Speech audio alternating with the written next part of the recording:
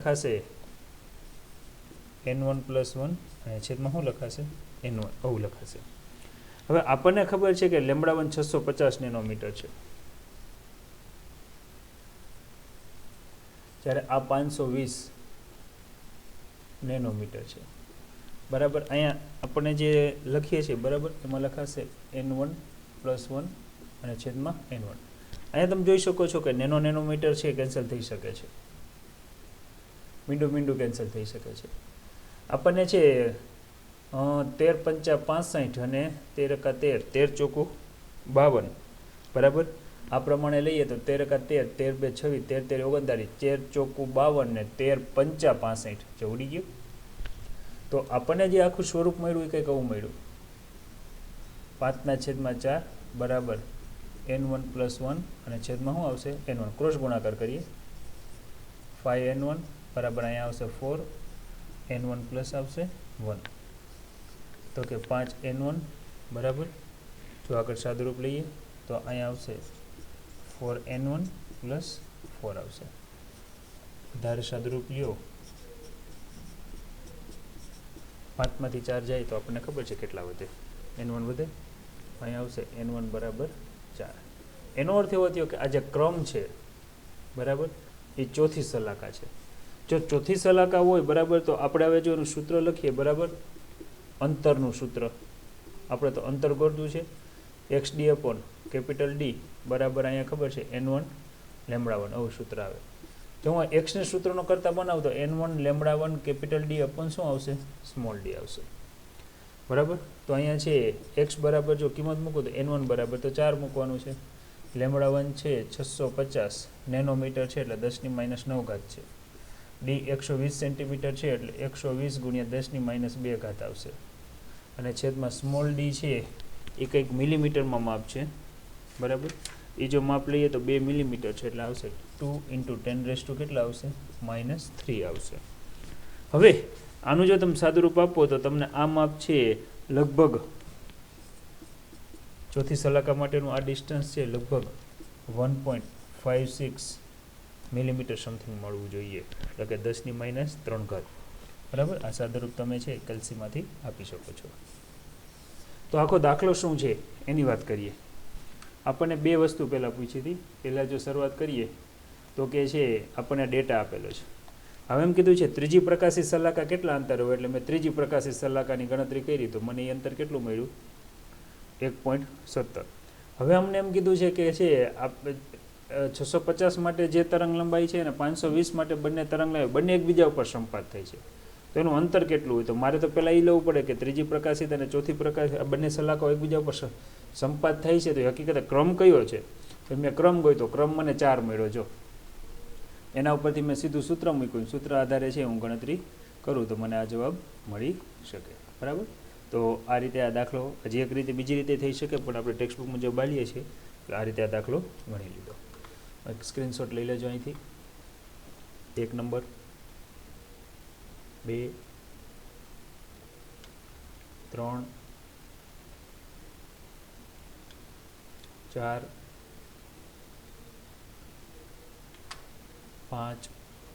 5 slide છે total. 10.7 દાખલો જોઈએ કે 2 સ્લિટના પ્રયોગમાં 1 મીટર દૂર મૂકેલા એટલે D બરાબર 1 મીટર દૂર મૂકેલા પડદા પર એક સલાકાની કોણીય પહોળાઈ મીન્સ કે થીટા 0.2 અંશ મળે છે. વપરાયેલ પ્રકાશની તરંગ લંબાઈ એટલે કે લેમ્બડા 600 નેનોમીટર છે. તો આખા પ્રયોગના સાધનને પાણીમાં ડુબાડવામાં આવે ત્યારે કોણીય પહોળાઈ કેટલી હશે, તો હું આને θ1 કહી દઉં. હવામાં હોય ત્યારે તરંગ લંબાઈ આને એ કહી દઉં. હવે જ્યારે પાણીમાં ડુબાડવામાં આવે છે ત્યારે તરંગ લંબાઈ કેટલી હશે, પહોળાઈ કેટલી હશે, કોણીય પહોળાઈ, એટલે મારે θ2 ફાઇન્ડ કરવાનું છે. વધારામાં છે પાણીનો મને વક્રી ભવનાંક આપ્યો છે n બરાબર 4/3 બરાબર શું છે પાણીનો વક્રી ભવનાંક. વિદ્યાર્થી મિત્રો આપણે છે જ્યારે થિયરી ભણાવી ત્યારે છે કોણીય પહોળાઈનું મેં તમને સૂત્ર કરાવ્યું છે કે જો સ્લિટથી D અંતર રાખેલા પડદા પર રચાતી સલાકાની પહોળાઈ બીટા હોય તો કોણીય બરાબર ખૂણો બરાબર ચાપના છેદમાં ત્રિજ્યા. અથવા તો તમને મેં વિવર્તનમાં એવું ભણાવ્યું છે કે કોણીય પહોળાઈ છે લેમડા અપોન ડીના ગુણોત્તર ઉપર આધાર રાખે. આ તો બધાને યાદ જ છે, બરાબર છે. તો હું સીધું લખું છું, બરાબર. વિવર્તનનો આધાર ખૂણો બરાબર લેમડા અપોન ડી. આ તમને બધાને યાદ છે. જો હું અહીં ડીને સૂત્રનો કરતા બનાવું, બરાબર, તો લેમડા બાય થીટા લખાય, બરાબર. આ સૂત્ર પરથી આપણે આગળ વધવું છે. જ્યારે છે કોણીય પહોળાઈ θ1 હોય, બરાબર, ત્યારની વાત કરીએ. અથવા તો છે આ જ વસ્તુનું હું એવું લખું, સમીકરણ મેં આને 1 નામ આપ્યું છે, અહીં મેં θ1 નામ આપ્યું છે, θ1 θ2 લઈએ. જ્યારે આ પ્રયોગ આપણે છે હવાના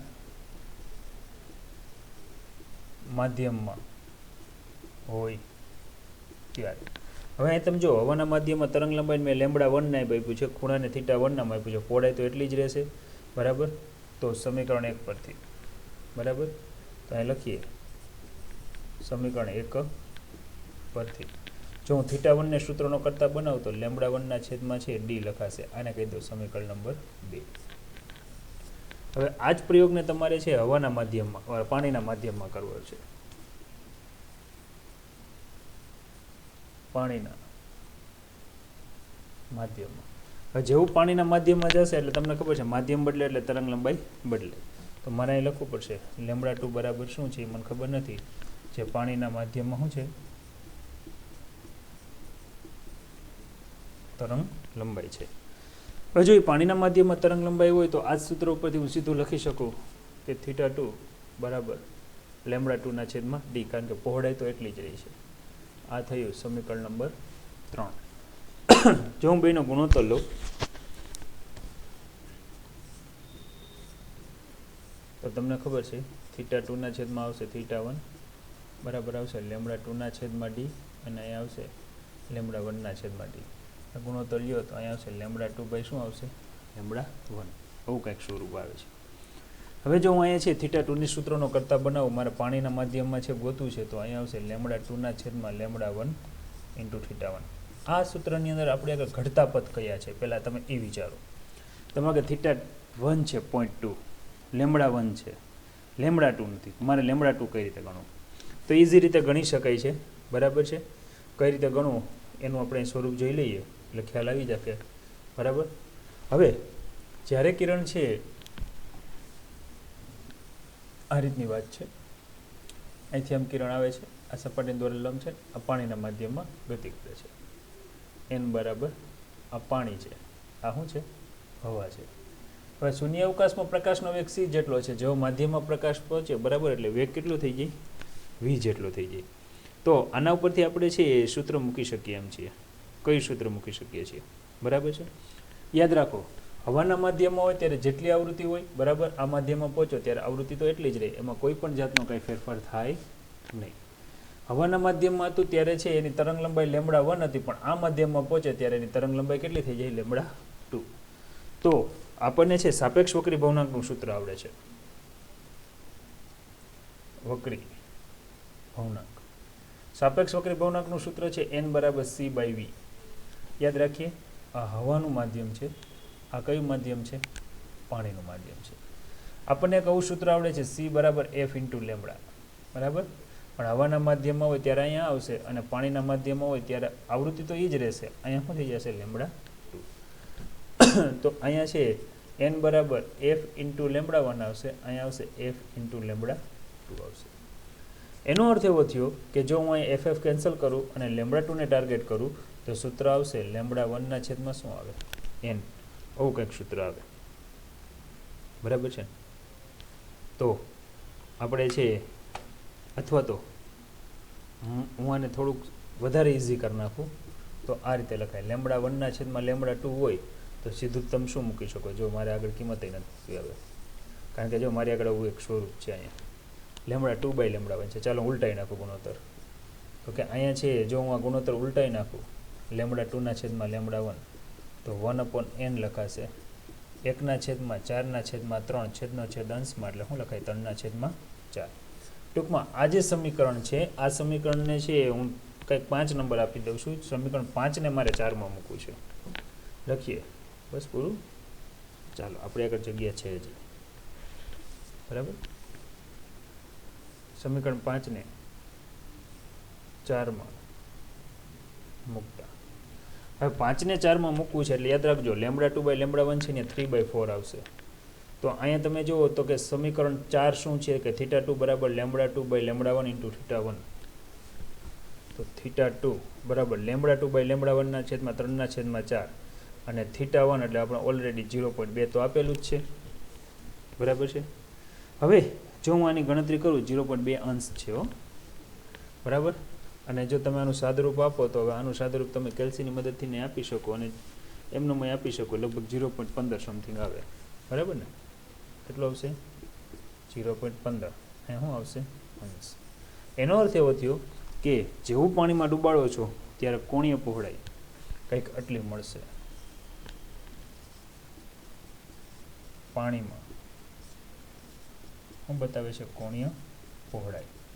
કોણીય પહોળાઈને એનો અર્થ એવો થયો કે એટલાનો ખૂણો વધશે. જો ફરીવાર આપણે જોઈએ, સ્ટાર્ટ કરીએ. દરેક પોઈન્ટ છે. બે સ્લિટનો પ્રયોગ છે. જ્યારે છે હવાના માધ્યમમાં હોય ત્યારે કોણીય પહોળાઈ 0.2 અંશ મળે છે, તરંગ લંબાઈ 600 નેનોમીટર છે. જેવી તમે આને પાણીના માધ્યમમાં ડૂબાડી દો છો, બરાબર, ત્યારે કોણીય પહોળાઈ કેટલી હોય? આપણને ખબર છે કે વિવર્તન લ્યો કે આ બધાનો આધાર છે કોણીય પહોળાઈ, ખૂણો બરાબર λ/d ના ગુણોત્તર ઉપર હોય છે. સમીકરણ 1 ને મેં d બરાબર છે λ/θ આવું લખ્યું છે, બરાબર. અને મારે જો થોડુંક મોડિફાઈડ કરવું હોય તો હું આ રીતે પણ કરી શકું. તમને એમ થાય કે આપણે થોડુંક મોડિફાઈડ કરવું છે, જેમ કે થીટાને હું ટાર્ગેટ કરું તો λ/d આવું લખી શકું. અહીંયા છે સ્ક્રીનશોટ લઈ લેજો. આ સમીકરણનો ઉપયોગ કરીએ છીએ આપણે. તો હવાના માધ્યમમાં હોય ત્યારે સમીકરણ 1 પરથી θ1 બરાબર λ1d, પાણીના માધ્યમમાં હોય ત્યારે આ બેનો ગુણોત્તર લઈ સમીકરણ નંબર મેં 4 લઈ આવ્યું.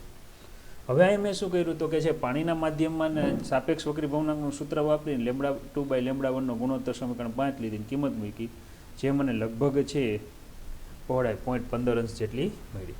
તો ચાલો સ્ક્રીનશોટ લઈ લો. 1 નંબર, 2 નંબર, 3, બરાબર છે.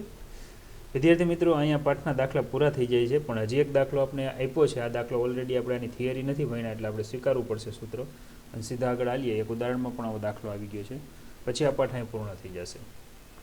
આપણને એમ કીધું છે કે અહીંયા છે 0.5 મિલીમીટર 0.4 મિલીમીટરની અડચણ એટલે કે પહોળાઈ છે, તેને છે સ્મોલ a સાઇન વડે દર્શાવે. હવે 400 નેનોમીટરનો તરંગ લંબાઈ છે. નેનોમીટર એટલે તમને ખબર છે -9 થાય, 400 એટલે 2 મીંડા કાઢો એટલે 10⁻⁷ છે. તરંગ લંબાઈ માટે અંતરનો અંદાજ કાઢવાનો છે. હવે એનો અર્થ એવો થયો કે અહીંથી છે આ પહોળાઈ એ જેટલી છે, અહીંથી આ કેટલું અંતર હોવું જોઈએ કે જેથી કરીને પડદા ઉપર એકદમ ક્લિયર ભાત રચાય. આ જે ડિસ્ટન્સ છે ને, આ ડિસ્ટન્સને છે ને ફેનલ ડિસ્ટન્સ તરીકે ઓળખવામાં આવે છે, જેને ઝેડ સાઇન વડે દર્શાવે છે. ખાસ યાદ રાખીએ, બરાબર. તો એનું આપણને સૂત્ર અહીંયા આપેલું છે. જો કિરણ પ્રકાશ વિજ્ઞાન એ ફેનલ અંતર ZF સુધી સારી સન્નિગ્ધતા એટલે કે અંતર સામે પ્રકાશિત કે અપ્રકાશિત સલાકા દેખાય, ક્લિયર દેખાય, ખાસ કરીને પ્રકાશિત સલાકા, બરાબર. તેના માટેનું એક સૂત્ર છે, આ થિયરીમાં આપણે આવે છે. પણ થિયરી આપણને બેન છે આ વર્ષે, બરાબર, છતાં આપ્યું છે તો ગણી નાખીએ. ZF બરાબર a²/λ. તો 4 × 10⁻³ તમને ખબર છે, અને આપણ લેમડા કિંમત મૂકો તો આ ડિસ્ટન્સ કેટલું હોવું જોઈએ? 40 મીટર જેટલું હોય તો છે એ ત્યાં સુધી વ્યવસ્થિત જોઈ શકાય છે. તો વિદ્યાર્થી મિત્રો,